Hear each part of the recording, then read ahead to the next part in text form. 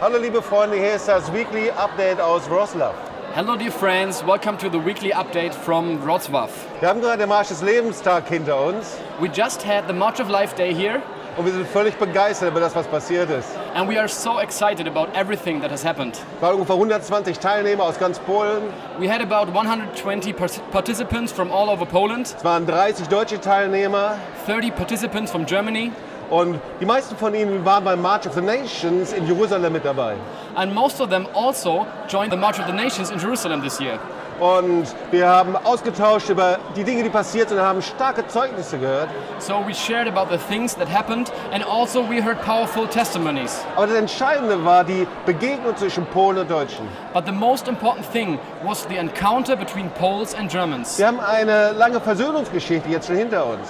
We have a long story of reconciliation behind us. Und der Höhepunkt dieser Versöhnungsgeschichte war die Polnisch-Deutsche Freundschaftskonferenz, die wir 2014 in Tübingen hatten.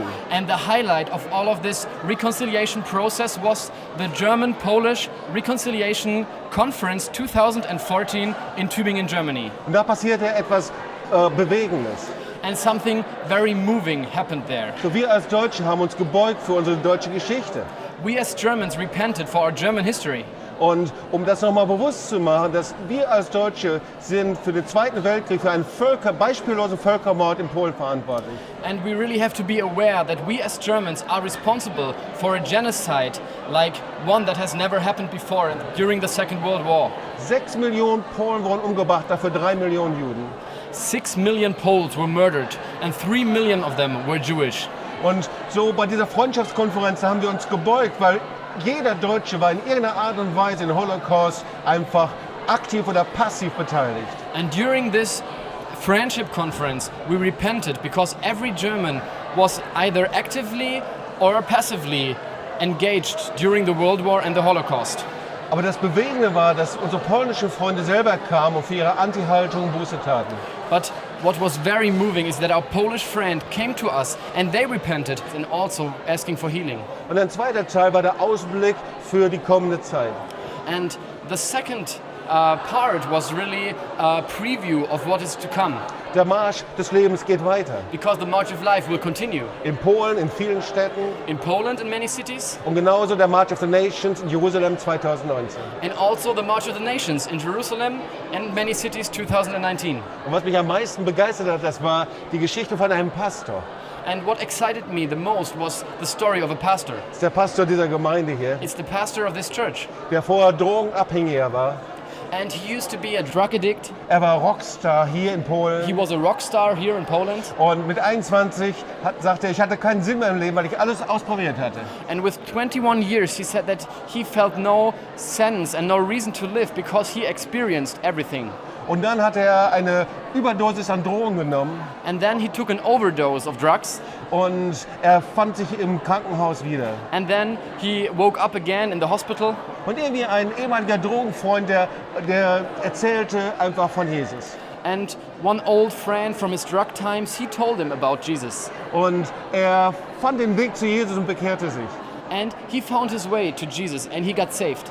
Und er sagte, aber das war noch nicht alles, weil ich versuchte, meinen Weg mit Jesus zu leben. But he said that wasn't all for me because he tried to live his way with Jesus. Aber dann wurde er sehr erfolgreich als Geschäftsmann.